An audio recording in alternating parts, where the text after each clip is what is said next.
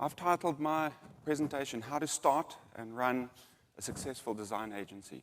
I think we all have a romantic notion to run our own shop. So I'm going to show you how. I worked for an agency in the 80s called Bernstein, Loxton, Golding & Klein. And I'm sure of you, there are very few of you who actually know of such an agency. And that's because the advertising landscape is littered with agencies that have started and then disappeared.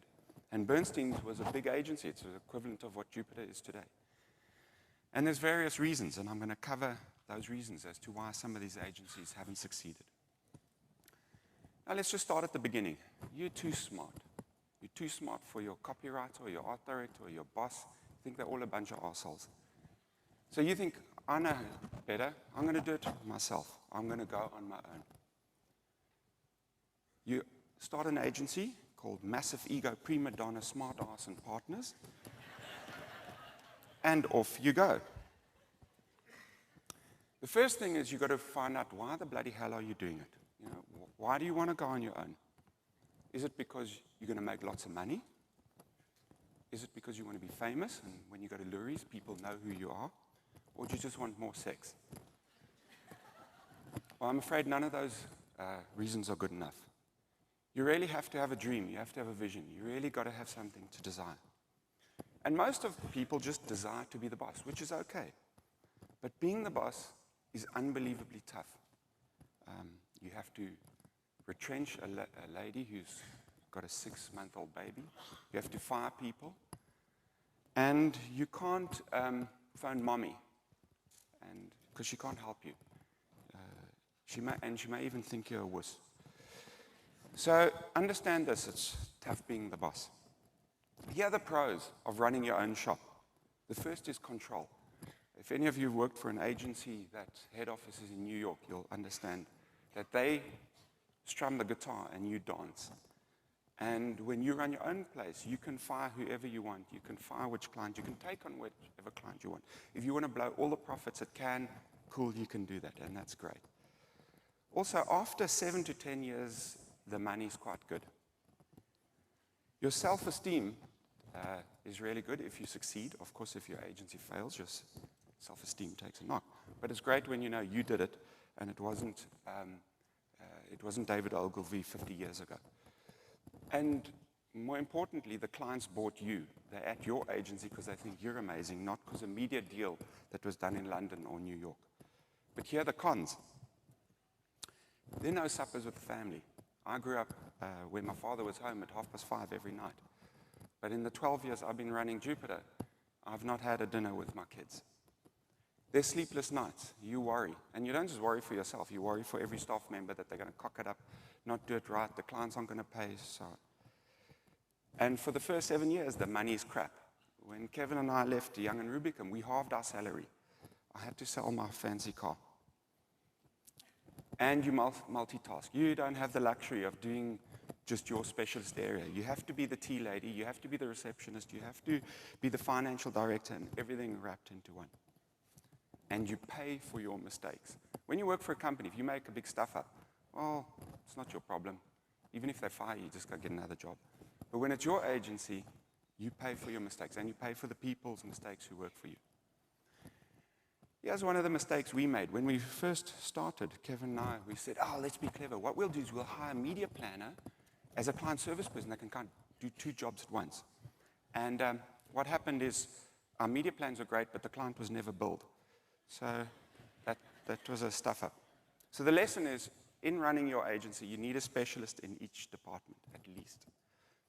Okay, the second thing is, what's your manifesto? What's your reason for being? What kind of design do you want to do? Now, some agencies, you may want to do boring but easy money, which is fine, because probably about 70% of design agencies do that anyway. There's nothing wrong with that. Or do you want to do pretty design? You know, just make things look beautiful. Do you want to do massive CR projects? Also lots of money. You know. Do you like fiddling with logos? Okay, some people like doing that. Not me. Or do you like to do conceptual design? Design that has communicative ideas. Now, why I just raise this is, If you know what kind of design you want to do, then you know what kind of staff you're going to hire, because then the staff you hire can then help you produce that kind of work. And if you hire staff that are contrary to what you're trying to do, you just got headaches. So understanding what kind of design you want to do, what kind of agency you want to open, is very important. Okay, now this is, I guess, the most important rule, is to pick the right partners. Running a business is like being a parent. I don't know how many of you have children, but it's tough. Being a parent by yourself is hell. And you really, really need a partner. Running an agency is like having twins. And you need a partner. You need a partner who can help you be up when you're down, who can confirm your decisions, that you can discuss decisions, and you can argue with. I was lucky enough to have the best partners a person can get, and these are people I trust. And I trust that they are, one, not going to run off for the money, and two, that they're looking out for my interests. I know of some creative directors that I've chatted to, and they badmouth their partners, and it's tragic to hear them going, oh, my MD is such an arsehole. And that's tragic. So if you're going to go on your own, please, your recruitment process of your partner is the most important. Okay, we made a mistake in starting, is we started on a handshake, because I knew Kevin, and hey, we said, hey, okay, let's start the agency. But the problem is you start making money. And you must think of a business like a marriage. You don't get married and then 5 years later do the antenuptial contract. You do it at the beginning. So the lesson is sort out your contract before you start making money. Because once the money starts flowing in, you'll suddenly find out how people start giving you shit and start hassling, where's my shares and so on. Then you need clients, okay? And when you start an agency, everybody dreams of, oh, I want to work on BMW, I want to work on Nike. Well, the truth is they don't need help. And they don't need you. And even if you're lucky enough to get the account, you're going to do work similar to what was happening before. Whereas if you pick a client that needs help, the bottle store around the corner, which is what we did, suddenly you can have an impact. For instance, in our first year, we took on Musica. And the work on the left is what they were doing before, which is hideous. And the work on the right is what we did, which is, hopefully you agree that it's not so hideous. But the thing is, this client needed help. And in helping them, it actually builds your business. So don't go for Nike. Go for Joe's fish shop and so on. Okay, no, Joe's fish shop has got a small budget. Go for Game. Game, they need help. Okay. We made a big mistake, and please don't any of you do it. We went for shopping centers. Okay? We got the Cavendish account. And they are the worst clients, because not only are you dealing with a client, but you've got to deal with all the shop owners. And being thick-skinned people, we fired them, and then 2 months later, we were approached by Canal Walk. And like idiots, we went for the business, not realizing that shopping centers are a disaster. But small retail clients need help, and that can get your company going. And strange enough, retail is volume, and that also helps you do lots of work. And starting an agency, you need to create a culture, because it's in the beginning, and you've got to create a culture. And the best way to create a culture that knits the fabric of your culture is to create legends. Now, most agencies have a pub, which means after 5 o'clock, everybody goes to the bar. Now, I don't like this, because I think what happens is the guys are getting pissed in the bar, and they're telling their wives, oh, I'm working late. Meanwhile, they're just getting slaughtered. I prefer people, when they finished work, to go home to friends and family. However, just because we don't have a pub doesn't mean to say we don't have parties or have fun. And in fact, every 6 months, we have a formal dinner, which then turns into debauchery. And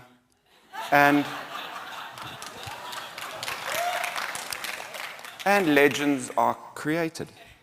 And legends are great, because people talk about the agency, and when people talk about the agency, you become famous and people want to work for you. This is the fastest time around the agency in the Jupiter Dash, which all staff members have to run. This is our annual spring plunge, 1st of September, and that water is freezing, let me just tell you. We all got to get in the water. These are the letters from the cabanas in Sun City. And every time we've gone to Lurie's, we've removed a letter. Now that Lurie's is in Margate, we didn't get the S. But when you leave Jupiter after 5 years, you don't get a watch, you get a telescope. I don't know if this is an incentive. When we go to Cannes, when you're a virgin canner, the first evening you have to eat frog's legs. And I've been involved in the China One show. And every time I go, I get the organizers to sing at the end dinner. And now it's tradition. So at the One show in China, they sing at the dinner, which is very nice. Traditions are illogical. But what they really do is, as I said, they knit the fabric of the culture of the agency very tightly. And they're great. And they make advertising and design fun. However, my one rule is keep drugs out of the agency. My staff know that it's a fireable offense to take drugs, and unfortunately, some agencies think it's legendary to snort coke off the boardroom table. Cocaine and drugs is really killing our industry, and I think if you start your own, that's the first thing you should ban. Okay, now the power of PR. This year, there are 2 agencies that have started in Cape Town. I think one's called Fox 2P or P2 Fox or something, and the other is Sing & Sons. And it'll be interesting to see who survives by the end of the year. And the important thing is they need to make a noise quickly, because if clients don't know about them, then how are they going to get on pitch lists? So you've got to make a bloody noise.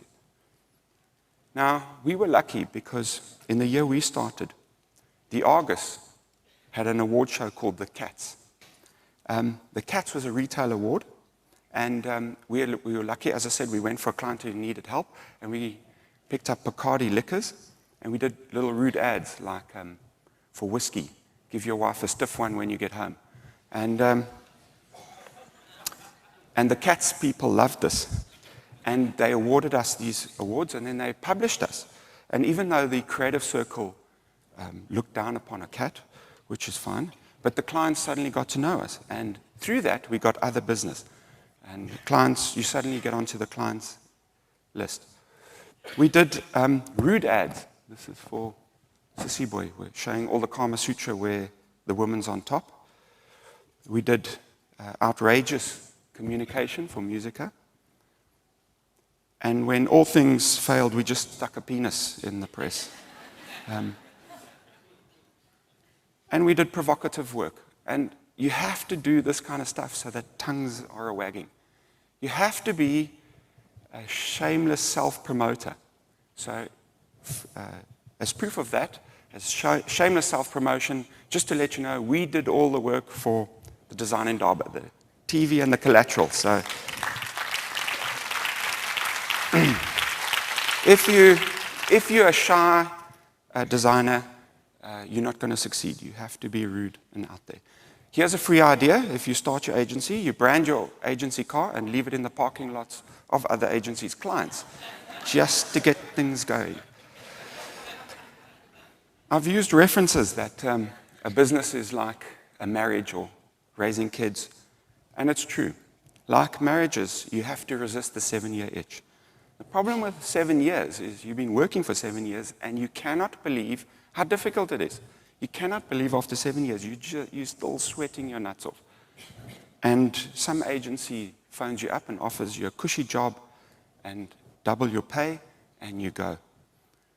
But even worse is if you're successful, if you're starting to make a bit of cash, you rush out and buy a car, you blow the money on a fancy holiday, and what you do is you use up your reserves for year 8, which is when the bad luck hits you, and that's when you fold. Also, your stars get poached. As a young agency, you'll hire young people, you'll grow them, they become stars, and then Ogilvy Mather pitches them. Anyway, 10 years is what it takes to run an agency, at least. For you to be successful, 10 years. And you've got to ask yourself, can I do 10 years of hard labor? That agency I worked for, that I showed you in the beginning, Bernstein, Loxton, Golding & Klein, was a very cold quiet, dull. They did great work, but very, very quiet. And I hated it. We had our little offices, and I hated it. And when we started Jupiter, we said, no, laughter is the most important thing. Human contact. We're a people business. So we went for open plan. The only two people who have a door is the MD and the financial director, so that when they're firing somebody, they can do it in quiet. Unfortunately, all the walls are glass, so you can see them getting fired. You can see the tears. But literally, there's not one room except the toilets that isn't exposed.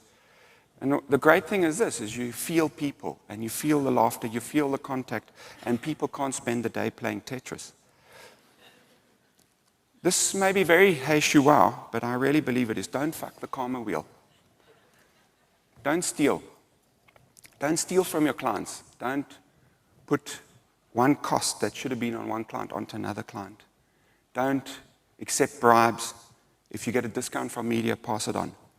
When I started in 1980, yes, that's a long time ago, the biggest agency in South Africa was an agency called BBDO. And they were absolutely massive. And they were caught with their hands in the till. And 3 months later, they were nothing. It took them about 10 years to come back into the country. Don't copy. We are very, very, very amazingly talented people in South Africa. We have awesome designers, so why do we have to copy? It's not necessary for us to steal. And let's be honest, these are not hot designs that you know. So to copy crap is even more. Don't cheat the tax man. Because if he sniffs it, he will make your life a living hell. I know this is pointless, but don't cheat in awards. I think these days, awards and sport, it's just accepted that everybody dopes. And to me, I find that sad, because the joy of winning, when you had to have a real client with a real budget, with the client's objectives and problems, and you still win, that's an achievement. Joe's Fish Shop, or the second-hand camera store, who only saw the agency for the 15 minutes that they presented the idea, and then for the 15 minutes later, 2 weeks later, when they hung it up and photographed it. To me, that's not winning. And most importantly, don't treat your staff badly. Most businesses see staff as an unnecessary evil, and that once a computer has been invented to replace them, they will. We see our staff as the very asset of our business. And there was an agency in the 80s that was very successful, but they treated their staff very badly. And as soon as they lost their glam positioning, those staff left. Whereas an agency like Ogilvy Mather, I think, has engendered a spirit and engendered a culture, and thus they've sustained their success for a long time. So treat your staff well. For instance, a lot of agencies make a mistake of the top brass, fly business class, stay in the lost city, drink great champagne, while the rest of the staff are in the cattle truck and are staying in Formula One. What we do is we stay with the staff. If they're in Formula One, we're in Formula One. If they're eating at McDonald's, we eat at McDonald's. And I think our staff respect that they respect us for that. And because they see us as part of them, not as a different subsection or different racial group, or, Now, of course, design, and a lot of people asking, what the hell's an ad guy talking about design? Well, strange enough, we do design. We're a design agency that's won many awards. So I'm hopefully going to tell you how to be a successful design agency. There's a lot of bad design out there. I don't know if the client or the designer didn't confer with each other. This is an air freshener. That strawberries and cream and poo don't go together.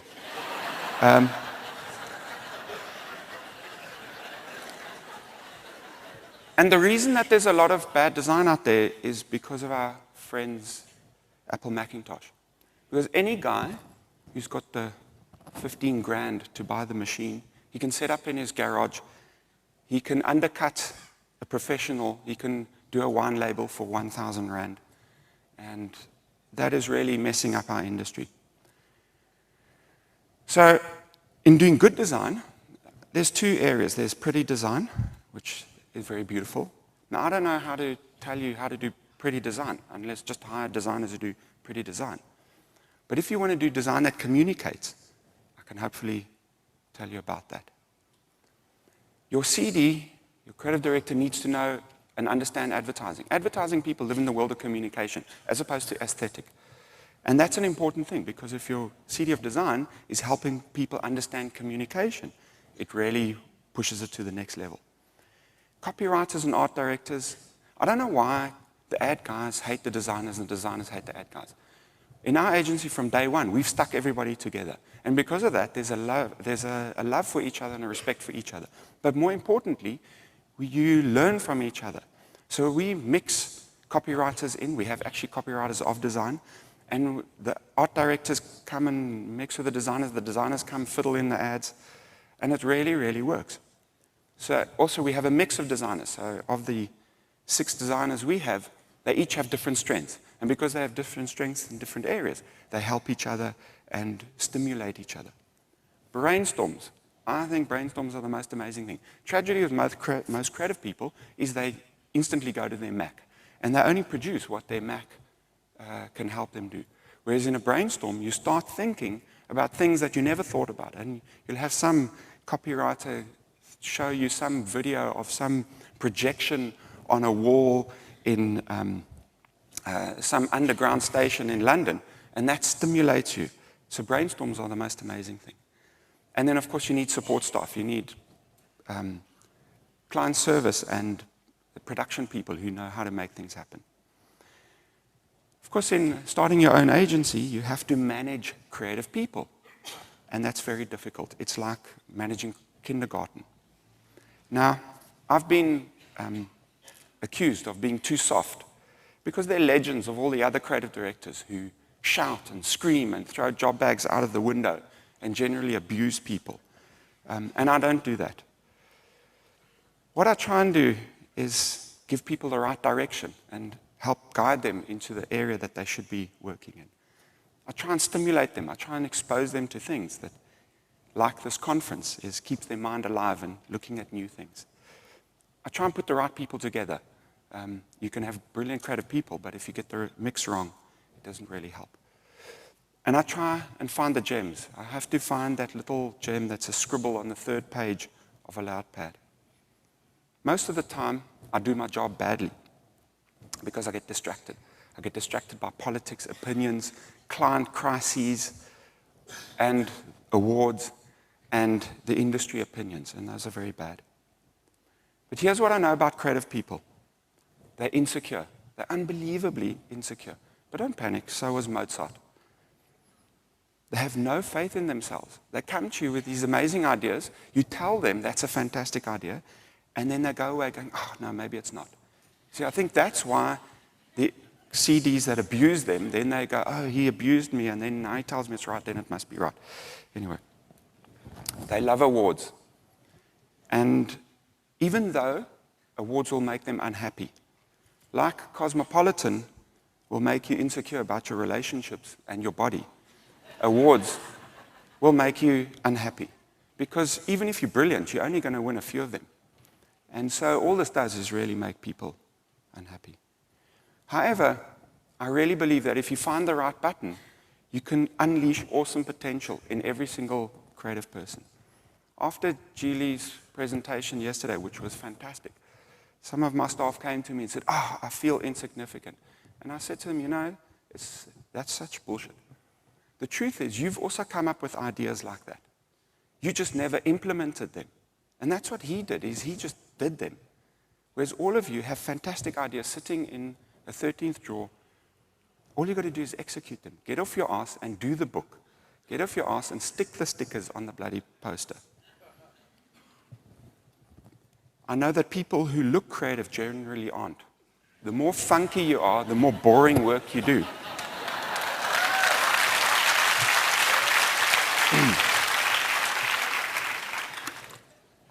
And the converse is generally true.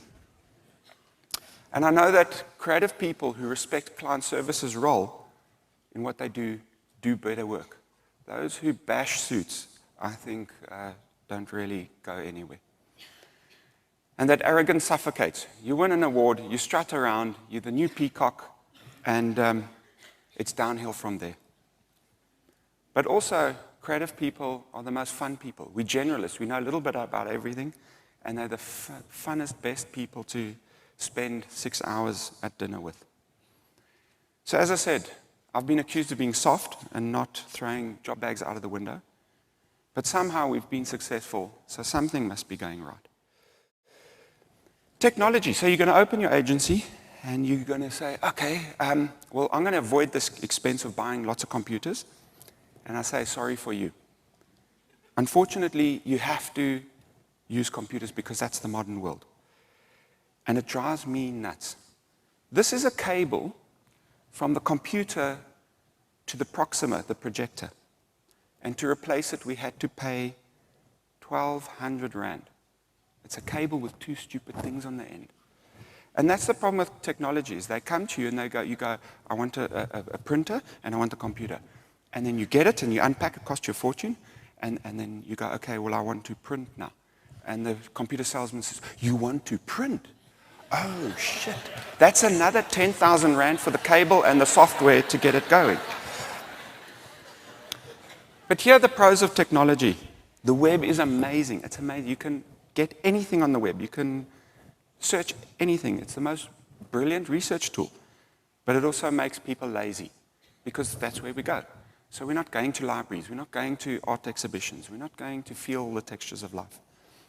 The pros is you can schedule an agency. It's amazing. I mean, I get in the morning and I open up and it tells me where I've got to go. But you get a power cut and I don't know where to go. It's a disaster. And in this last week, we've had lots of power cuts. And two things happen is suddenly people don't know what to do. But worst of all, their brain seems to collapse with the power cut. It's like, boo. Don't know what to do. You know? The pros is turnaround speed, which is amazing. Being an old guy, I remember with the first computers coming in. And the promise was more leisure time. They actually used to show pictures of a father with his kids fishing. The converse has happened because life has become a blur. Where we used to do an ad in a month 20 years ago, now we've got to do it in 2 hours. The pros is the programs are hot and the hot looking Macs, everything's so cool. But the problem is it costs money. You're always behind. All your creative people are insecure and unhappy because they don't have the latest cool Mac. They've got the old silver G5 and not the new see-through one. And you're always behind. Trust me, you just get up to speed and you're just up on the new program and the next thing you have to buy the new one. You get a professional look, which is awesome, but unfortunately the projector globe blows and your whole presentation is gone, and it happens often. So the mistake in business is we're too reliant on computers. But the lesson is get your staff into flip charts and scamps, because when the projector globe goes, well, that's it.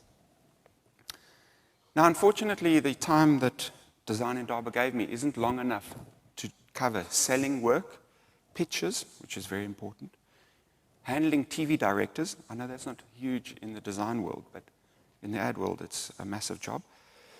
Sticking to what you know, research, which is a book in itself, awards, friend or foe, strategy, finding special clients. And most importantly, can an ad man be honest? But I'm working towards putting this in a book. Please buy it, because I'd like to live the lifestyle of Nathan Reddy. So hopefully by June it'll be printed, and then you can make me rich. But now for the truth. You're going to go on your own, and most of you will fail. In fact, I know that 99% of you will fail. It's not that you're not clever enough. I mean, there are some brilliant people at UCT, at all the universities. I wouldn't let them near a business. In fact, I think sometimes being stupid is very good for being in business. It's not that you're not clever enough. It's just that you'll run out of steam. you'll actually just run out of steam. There are lots of 100-meter runners in the world, but there are very few marathon runners. And to run a business and make it successful, you need to be a marathon runner. Because you're soft. The modern world is weenie. A little bit of power cut and, we don't know what to do. The water runs out, we don't know what to do. We're soft these days, and you've got to be tough. But most of all, you'll become your old boss. Now, as you'll become your old father and your mother, sorry to tell you that, but you will. But when you're working in a company, you go, look at them. That's a stupid decision. It's the same as being in a grandstand at a soccer match. You're all shouting at the sportsman what to do. But when you're the actual sportsman, it's tough when you're on the field. And when you suddenly find yourself as a boss and you're in the thick of the game, you'll find it's tough. And you'll start to become your old boss and make the mistakes that they do. And most importantly, you'll need luck. Only in Hollywood, if you work hard, will you get the account. Only in Hollywood, if you're tenacious, will you get the girl. In real life, it doesn't happen. And if you don't have oodles of luck, your business won't succeed. Because bad luck is always around the corner. We survived. We survived 9/11, the collapse of the economy after that. Big business losses when our biggest client walked out the door. Mine and Kevin's midlife crisis, where we spent the company money on motorbikes. Coups, where staff's trying to take over. Our stars leaving. The temptation of money. And either the temptation to spend it or the temptation when Singapore phones up and says, won't you run our office? And he has quadrillion million bucks to do it. And we survived relationship issues. And most of all, we had luck. Lots and lots of luck. Also, we are marathon runners. But if you are resilient, you have great partners, don't run out of steam and are lucky, you may just do it. Thank you.